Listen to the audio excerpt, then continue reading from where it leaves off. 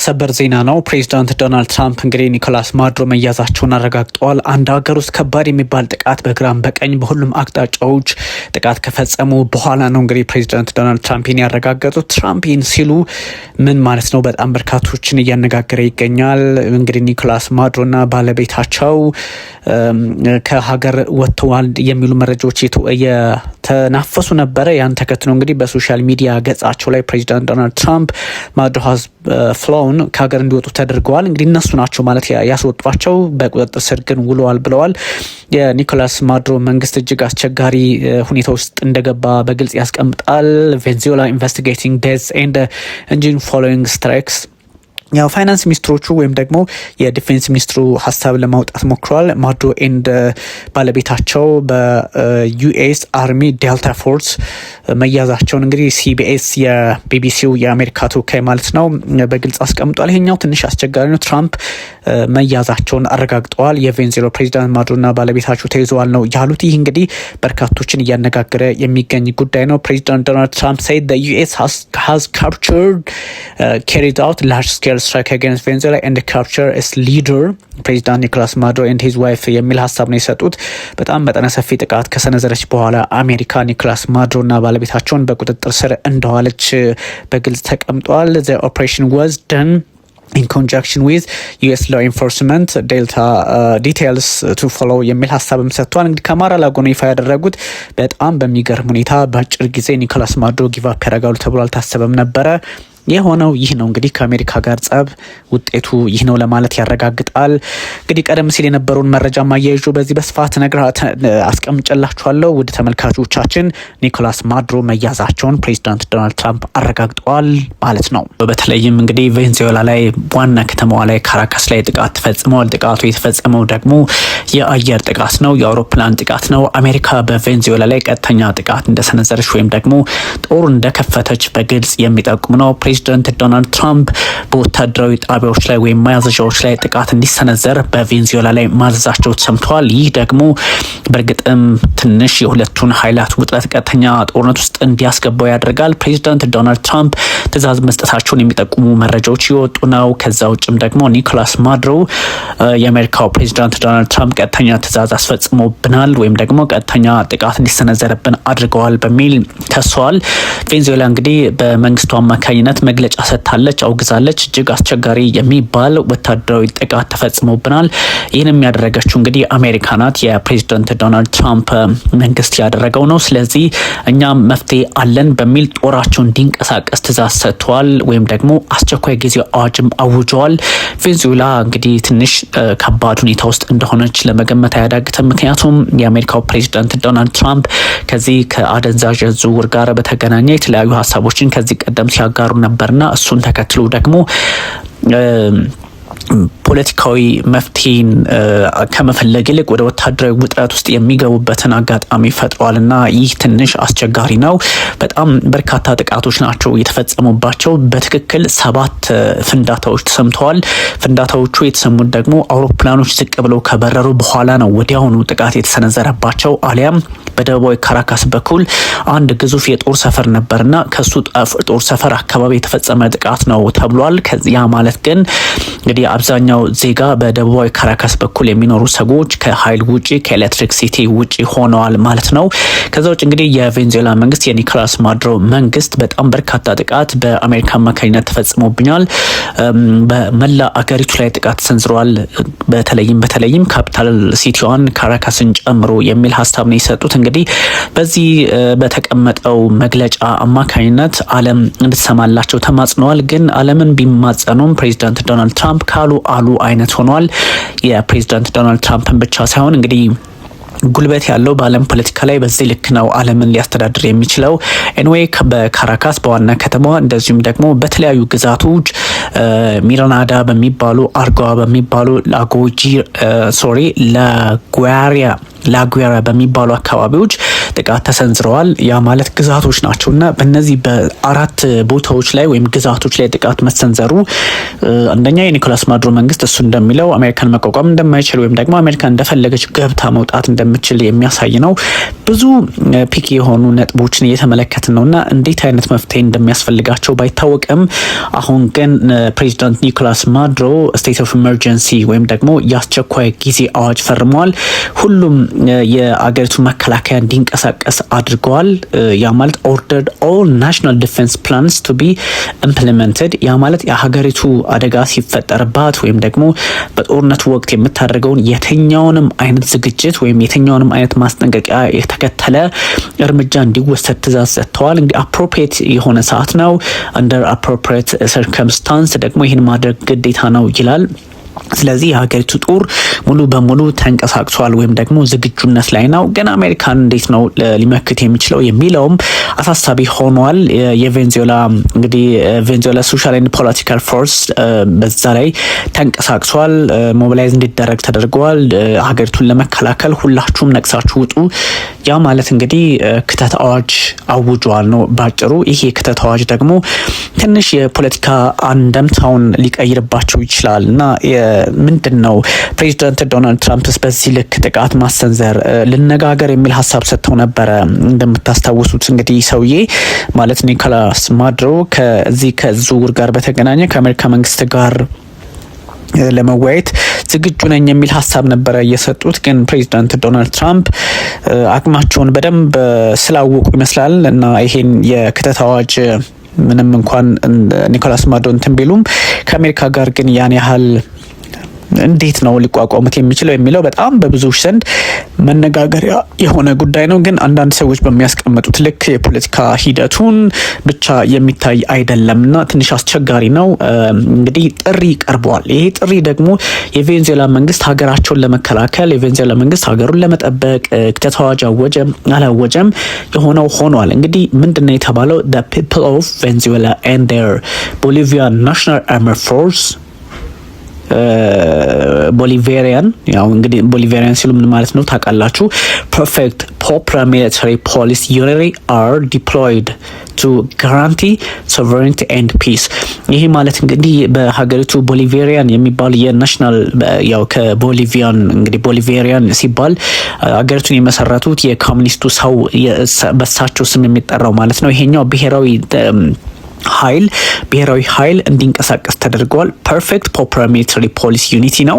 ስለዚህ ይሄኛው እንዲንቀሳቀስ ተደርገዋል፣ ተመድበዋል፣ ጥቃት ይሰነዝራል ማለት ነው። ጥቃት የሚሰነዝረው ግን አሜሪካን ተሻግሮ ሳይሆን አሜሪካ ጥቃት ስትሰነዝር መሆኑ በግልጽ ተቀምጧል። እንደ ስቴትመንቱ ደግሞ ይሄ መግለጫው ቬንዙዌላ ጉዳዩን ይዛው እንግዲህ ወደ መንግስታቱ ድርጅት የጸጥታው ምክር ቤት ትሄዳለች ነው። ከዛ ደግሞ ይህን ጀነራል ሴክሬታሪ ጀነራሉ ያ ማለት አንቶኒዮ ጉተሬዝ ለሌሎች ኢንተርናሽናል ቦዲ አሜሪካን እንዲወቅሱላቸው ጥያቄ ለማቅረብ ያደርጋሉ።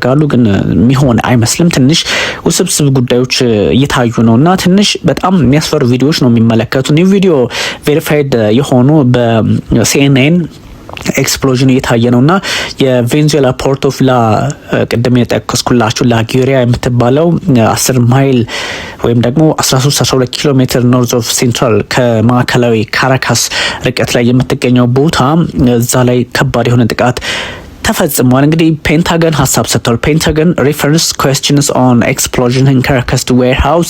ፔንታገን ያለው ነገር አለ። የፔንታገንና የዩኤስ ሳውዘርን ኮማንድ ወይም ደግሞ ዩኤስ ሳውዝ ኮም የሚባለው ሲኤንኤንስ ሪኩዌስት ፎር ኮመንት ከኤክስፕሎዥኑ ጋር በተገናኘ የዋይት ሀውስን ሀሳብ ብቻ ነው የሰጠው። ዋይት ሀውስ ሀዝ ናት ያት ሪስፖንድ ቱ ሲኤንኤን ሪኩዌስት ተብሏል። ግን ሲኤንኤን ሀዝ ኦልሶ ሪችድ አውት ኦፍ ናሽናል ሴኩሪቲ ካውንስል ያ ማለት እንግዲህ ሲኤንኤን የተለያዩ መረጃዎችን ለማጣራት ሞክረው ነበር። ዋይት ሀውስን እንደዚሁም ፔንታገኑን እንትን ለማለት ሞክረው ነበር፣ ግን መልስ አልሰጡትም።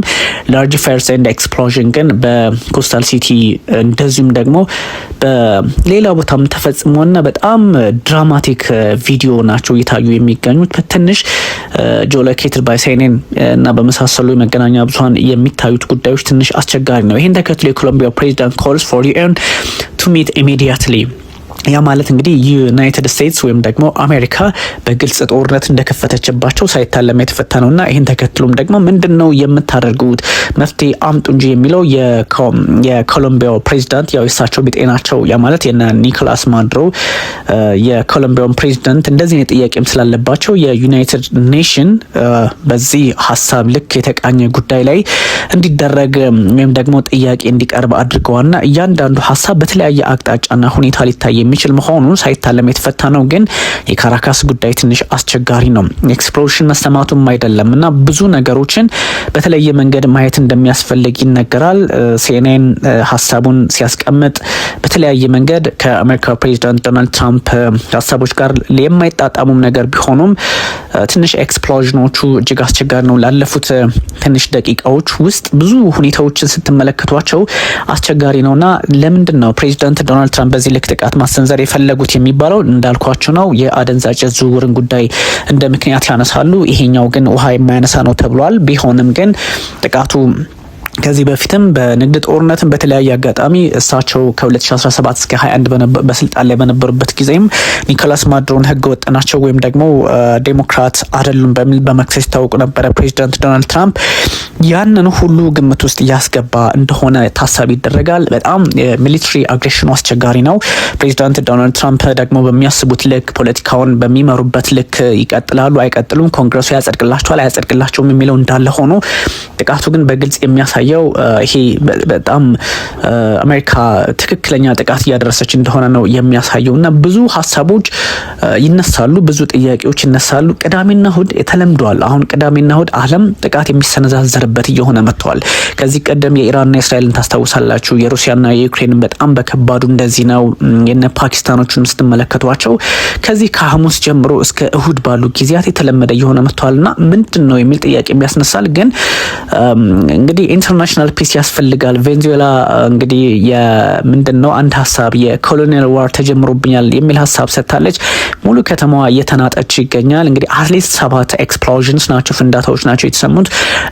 ኤርክራፍቶች ዝቅ ብለው ከበረሩ በኋላ የሆነ ነው። የቬንዙዌላ መንግስት ደግሞ የአሜሪካን ከሷል። ኮሎምቢያ ዲኤስካሌት አርጉት ጉዳዩን በሚል ኤክስፕሎዥንን ተከትሎ ከቀደም ሲል እንደነገርኳቸው ፕሬዚዳንቱ ፔትሮ ማለት ነው የኮሎምቢያው ጉዳዩን ማቀዝቀዝ አለባችሁ፣ ለዩኤንኤስሲ ለዩኤንጂኤ መቅረብ አለበት ወዲያውኑ ወይም ደግሞ ኢሚዲየትሊ ይህን ማድረግ አለባችሁ የሚል ሀሳብ ተሰጥቷልና ሞር ፍሮም ጋቨርንመንት ኦፍ ቬንዙዌላ ብዙ ሀሳቦች ይወጣሉ ተብሎ ይታሰባል።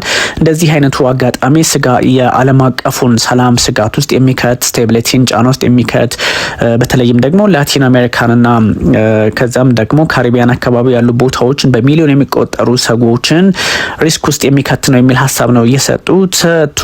አቴምፕት እንደዚህ አይነቱ የቅኝ ግዛት ጦርነት የመቀስቀስ ነገር ነው የሚል ሀሳብ ነው የመጣው። እንግዲህ ከ1811 ጀምሮ ቬንዙዌላ ዲፊትድ ኤምፓየርስ ወይም ደግሞ እነዚህ ተስፋፊዎችን ወይም ደግሞ በዚህ ሰፋ ባለ ፖለቲካ ግንዛቤ ውስጥ ያሉ ኢምፓየር በሚባልበት ቅኝ ግዛት ማለት እንችላለን በዛ ውስጥ ያሉትን ከ1811 ጀምሮ በመዋጋት ትታወቃለች እና እኛ ያነረጋለን ነው። የቬንዙዌላ ህዝብ በዛ ልክ ራሱን ለመከላከል መዘጋጀት አለበት ነው የሚለው። እንግዲህ አርቲክል 51 የመንግስታቱ ድርጅት ቻርተር በሱ መሰረት እንቅስቃሴ የቬንዙዌላ ራይት ቱ ኤክሰርሳይዝ ሌጂቲሜት ሰልፍ ዲፌንስ የሚል አለ። አንድ ሀገር ጥቃት ሲሰነዘርበት ምላሽ ለመስጠት ህጋዊ ቅቡልነት ወይም ደግሞ ህጋዊ ሌጂቲሜት የሚያደርገው አንቀጽ ነው አርቲክል 51 ወይም አንቀጽ 51። እሱን ለመጠቀም ተገደናል ነው የሚሉት። እንግዲህ ይጠቀሙ፣ ግን አሜሪካን በዛ ልክ እንዴት ነው መቋቋም የሚችሉት? በጣም እጅግ አስቸጋሪ ነው። ሂጎ ቻቬዝ እንግዲህ ከዚህ ቀደም እንግዲህ ያስቀመጡት ማሰብ ነበረ in the face of any new difficulties however there may be the response of our patriots is unity struggle battle and victory የሚል ጽሁፍ ነው ደግሞ እሳቸው እንግዲህ ያስነበቡትና የሂጎ ቻቬዝ ማለት ነው። በጣም አስቸጋሪ ነው። ሌላ አንድ አስፈሪ ነገር ደግሞ ተፈጥሯል። FAA restricted US flights in Venezuela airspace። አሁን የፌዴራል አቪዬሽን አድሚኒስትሬሽን ወይም ደግሞ የአሜሪካ የፌዴራል አስተዳደር በቬንዙዌላ አየር ክልል ውስጥ በረራ ተከልክሏል። እንግዲህ በረራ የከለከለው ለምንድን ነው? በአየር ክልል ውስጥ በረራ የከለከለው አሁን ያለው ጦርነት ትክክለኛ ስለሆነ ስለሚጠቁም ነው በአየር ክልሉ ላይ እንዳትበሩ በሚል የኤፍኤኤ ወይም ደግሞ የአሜሪካ እንደምታውቁት ኤፍኤኤ ማለት የአሜሪካ ፌዴራል አቪዬሽን አድሚኒስትሬሽን ነው። እሱ ይህን ነገር እንዳታደርጉ እንዳትበሩ የሚል ሀሳብ አቅርቧልና ትንሽ ይህ ነገር እያሳሰበ የመጣ የተለያዩ በላቲን አካባቢ ደግሞ ትንሽ መልኩን የለወጠ ውጥረት እየመጣ እንደሆነ ሊጠቁም ይችላልና ብዙ ሰዎች ለዚህ መፍትሄ መምጣት እንዳለበት ይናገራሉ። የሚሆን አይመስልም ግን የአሜሪካ እንግዲህ the United States has banned its commercial airlines from operating in Venezuela airspace over what the Federal Aviation Administration FAA described as ongoing military activity shortly before a series of explosions were reported in the capital በካፒታል ሲቲዋ በካራካስ በቬንዙዌላ ከተማ ላይ እንግዲህ እንዲህ አይነት ድምጽ ከመሰማቱ በፊት ቀደም ሲል ኤፍኤኤ መረጃው ነበረው ማለት ነው። ስለዚህ በዛ አካባቢ በረራ እንዳይኖር የንግዶቹም የሚሊተሪው ያው መብቱን ይንቀሳቀሳል፣ ግን የንግድ አውሮፕላኖች ወደ ቬንዙዌላ አየር ክልል ዝር እንዳትሉ የሚል ሀሳብ ነበር የሰጠው። የዩኤስ ገቨርንመንት ኤጀንሲ እንግዲህ ሬጉሌቲንግ ያደርጋል እንደዚህ አይነት ነገሮች እንቅስቃሴዎች ምን እንደተፈጠሩ ያሳያል ማለት ነው። እንግዲህ የቬንዙዌላና የአሜሪካ ውጥረት እጅግ አስቸጋሪ ነው። አንዱ ሌላውን በመውገዝ ላይ ቢቆዩም አሁን ባለው ሁኔታ ግን በትክክል ወደ ጦርነት የገቡበትን ጊዜ እንግዲህ ያፋጠኑበት እንደሆነ ያሳያል። ብዙ ሰዎች ሀሳባቸውን በግልጽ ለማስቀመጥ ይሞክራሉ። ግን ምንድነው እንደዚህ አይነት የፖለቲካ አውዱ ምንድነው ያለው የሚለውንም በጣም ሰዎች በተለያየ መንገድ ሊያዩት ይሞክራሉና የሚሊተሪ አግሬሽን ነው ኦፍ ኮርስ በግልጽ የሚያሳየው። ይሄኛውን እንዴት መፍትሄ ማምጣት እንችላለን የሚሉ ሀሳቦችን በስፋት ማንሳት ያስፈልጋል። ግን ፕሬዚዳንት ዶናልድ ትራምፕ ደግሞ ትንሽ እንደዚህ አይነት ጉዳዮችን የሚያዩባቸው መነጽሮች አሁን ካለው የዓለም የፖለቲካ መንገድና ስርዓት አንጻር ወጣ ያለ ነው አይደለም የሚለውንም ጥያቄ ውስጥ ያስገባል። ከዚህ ቀደም ብዙ ሁኔታዎችን ስንመለከት ነበረ። ብዙ በዓለም ፖለቲካ ላይ በዚህ በረራ ውስጥ በዚህ እንቅስቃሴ ውስጥ እንዳታረጉ ሲባል ነበረና ፕሬዚዳንት ዶናልድ ትራምፕ ደግሞ እንደምታውቁት ለምንድነው አሁን ያለውን የሩሲያና የዩክሬን ጦርነት ማስቆም ያቃታቸው የሚል ጥያቄ ሲነሳ ነበረ። ስለዚህ አሁን እሳቸው ይህን ጦርነት ማስቆም የማይችሉበት ደረጃ ላይ ደርሰዋል። ምክንያቱም እሳቸውም በእንደዚህ አይነት ጉዳይ ላይ በእንደዚህ አይነት የፖለቲካ አውድ ውስጥ በተለያየ መንፈስ ውስጥ ሆኖ የመቀጠል ፍላጎት ስላላቸው ማለት ነውና የፕሬዚዳንት ዶናልድ ትራምፕ has ordered strikes ስለዚህ በፕሬዚዳንት ዶናልድ ትራምፕ ትእዛዝ ሰጥቷል። በትራምፕ ትእዛዝ አማካኝነት የተፈጸመ ጥቃት ነው የሚለውን ለመረዳትም እንደዚሁ እድል ይሰጣልና በፕሬዚዳንት ዶናልድ ትራምፕ ቀጥተኛ ትእዛዝ ነው ማለት ነው። ስለዚህ በትእዛዝ ከሆነ ጦርነት ታውጇል ማለት ነው።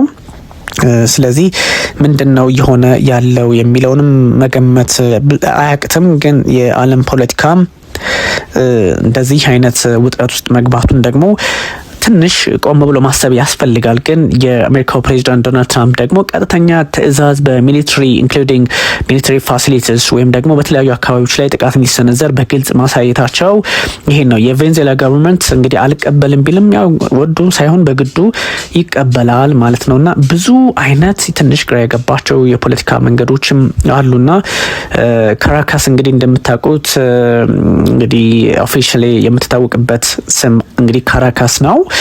ካፒታል ነው፣ ዋና ከተማ ነች። በጣም ግዙፍ ከተማ ናት ቬንዙዌላ ውስጥ ከሚገኙ ሶሳይቲዎቹ ደግሞ በተለያየ የፖለቲካ አውድ ውስጥ እንደዚሁ በጭቆናም በምንም ያለፉ ናቸው። ትራምፕ ኦርደርድ ስትራይክስ የሚለው ነው ትንሽ አሳሳቢ የሆነ የመጣውና በተለያዩ የዓለም የፖለቲካ ስርዓቶችና አውድ ውስጥ ሊታይ የሚችል እንደሆነ ደግሞ ታሳቢ ማድረግ ያስፈልጋል። የዓለም ፖለቲካ እንግዲህ ውዝግብ ውስጥ እንደሆነ የዓለም ፖለቲካ አንዱ ሌላው ላይ ጫና የሚፈጥርበት አጋጣሚ የተፈጠረ እንደሆነ የሚያሳይ ነውና እነዚህ ሁኔታዎች እነ ቬንዙዌላ ብቻቸውን እንዲቆሙ አያደርግም። ያ ማለት እነ ፕሬዚዳንት ቭላድሚር ፑቲን እነ ፕሬዚዳንት ሺ ጂንፒንግ በዚህ ጉዳይ ላይ ሀሳብ ይሰጣሉ ተብሎ ይታሰባል። ግን እነሱ ሰጡም አልሰጡም የቻይና ተወካዮችም ካራካስ ነበሩ። እነሱ እዛው ላይ ያሉ የተፈጸመ ጥቃትም ስለሆነ ትንሽ የፖለቲካ አንደምታውም አስቸጋሪ ነውና የማድሮ ዲክሬት ናሽናል ስቴት ኦፍ ኤመርጀንሲ ምን ማለት ነው? መልቲፕል ኤክስፕሎዥንስ ከተሰሙ በኋላስ ያለው የፖለቲካ ስሜት ምንድነው የሚለውን በብዙዎች ዘንድ እንትን ነውና ትንሽ አደገኛ የሆነ ጥቃት ነው ስንመለከት የነበረውና ምንድነው ሰዎችስ በዚህ ልክ መፍትሄ መስጠት የለባቸውም ወይ የሚል ሀሳብ እየተጋራ ይገኛል። ግን ብሬኪንግ ኒውስ ነው። ቬንዙዌላ አንደር ዩኤስ አታክስ ፎር ሚስተር እንግዲህ በቃ ቬንዙዌላ በአሜሪካ እየተደበደበች ነው። ቬንዙዌላ በአሜሪካ እየተጠቃች ነው። ቬንዙዌላ has been attacked by US as Washington is trying to gain control on the country's natural resources የሚል ሀሳብ ወይም ደግሞ እንግዲህ የፕሬዚዳንት ዶናልድ ትራምፕ የሀገሪቱን ሀብት ለመውሰድ የሀገሪቱን ሀብት ለመቆጣጠር ፈልገው ያደረጉት ነው። ስለዚህ ይሄኛው ምክንያት ካልሆነ በስተቀር ሌላ ትርጓሜ የለውም የሚል ሀሳብም እንደዚሁ እየወጣ ነበርና ትንሽ ሁኔታዎችን ቆም ብሎ ማሰብ ካልተቻለ በረራ መከልከሉ በእንግዲህ በአሜሪካ እየተደበደበች ነው የሚለው ሀሳብ ራሱ ትንሽ ውስብስብ ነው። በአሜሪካ እየተደበደበች ነው የሚለው ሀሳብ ትንሽ ውስብስብ ቢሆንም ነገሮችን ቆም ብሎ ማሰብ እንደሚያስፈልግ ተነግሯል። ግን አንዳንድ የፖለቲካ ሂደቶች ደግሞ ሌላ አቅጣጫ ሌላ አይነት መንፈስ ያላቸው ሆነዋል። ፕሬዚዳንት ዶናልድ ትራምፕ ለጉዳዮች መፍትሄ መስጠት አለባቸው። መፍትሄ ሲሰጡ ደግሞ ፖለቲካሊ በጎ በሚባል ደረጃ ካልሆነ በስተቀር አሁንም ግራ ቀኝ የሚያዋቸውን ጉዳዮች እያወሳሰቡ አንዱን ሌላው ላይ ጫና እያበዙ ከሆነ ሜቢ አስቸጋሪ ሊሆን ይችላል። ኤኒዌይ የቬንዙዌላ ቀይ መስመር ተጥሷል። እንግዲህ እንደነ ኦርሽኒክ ያሉ ሚሳይል ስርዓቶች ተልከውላታል ተብሎ ይታሰብ ነበረ ከዚህ በፊት እንደምታውቁት ለዚችው ለቬንዙዌላ። አሁን ባለ ሁኔታ ግን እሱን እድል እያገኘች አይመስልም። አንዳንድ ሁኔታዎች ተወሳስበው እንደሚቀጥሉባት ግን ማሳያ መሆኑን ሳይታለም የተፈታ ነው። ፕሬዚዳንት ዶናልድ ትራምፕ በእርግጥም ትእዛዝ ሰጥተዋል። ይሄኛው በትእዛዛቸው አማካኝነት የተፈጸመ ጥቃት መሆኑ ደግሞ ግልጽ ውጥረት በአካባቢው ላይ እንደተፈጠረ ያሳያል። የኒኮላስ ማዱሮ መንግስት ምንም ቢሆን አሜሪካን ሊታገል እንደማይችል ያሳያል። ምክንያቱም አሜሪካ ከዚህ ቀደም ነግሬያችኋለሁ፣ በጦሯ አደገኛ ነው። በዛ አካባቢ የሳውዝ ኮም የሚባለው ብቻ በቂ ነው። ሳውዝ ኮም በጣም እጅግ ውስብስብ ቴክኖሎጂን የታጠቀ በካሪቢያንና በምስራቃዊ ፓሲፊክ ውቅያኖስ አካባቢ ያለውን ሁኔታ ሊቆጣጠር የሚችልና ጥቃት የሚሰነዝር በመሆኑ ይህን ጉዳይ እንግዲህ በቀላሉ ማየት ካልተቻለ፣ በቀላሉ መያዝ ካልተቻለ፣ መቆጣጠር ካልተቻለ ፕሬዚዳንት ዶናልድ ትራምፕ ጉዳዩን ሌላ መፍትሄ ሊያሰጡት ይችላሉ ተብሎ ይታሰባል። ግን አንዳንድ ሰዎች በሚያስቀምጡት ልክም ብቻ ሳይሆን የፖለቲካ አውድና ስርዓቱን ታሳቢ ማድረግም እንደሚያስፈልግ ይነገራል። ግን ፕሬዚዳንት ዶናልድ ትራምፕ በየትኛውም መንገድም ቢሆን የአሜሪካን ነጻነት ከዚህ ከአደንዛዥ እጽና ከተለያዩ ጉዳዮች ጋር በተገናኘ ጫና ውስጥ ለሚያስገቡ ሰዎች መፍትሄ ለመስጠት ይህን ማድረግ አለብን የሚል ሀሳብ ነው ያላቸውና ምንድን ነው የሚለውን በዚህ ልክ እንግዲህ ማየት ያስፈልጋሉ። ተመልካቾቻችን ጥያቄ ካላችሁ ወይም ደግሞ ሌላ አይነት ሀሳብም ካላችሁ ማምጣት ትችላላችሁ። ኦፍኮርስ እኔ እጅጉን አመሰግናችኋለሁ። ቴንክ ዩ ቬሪ ማች። እንዴት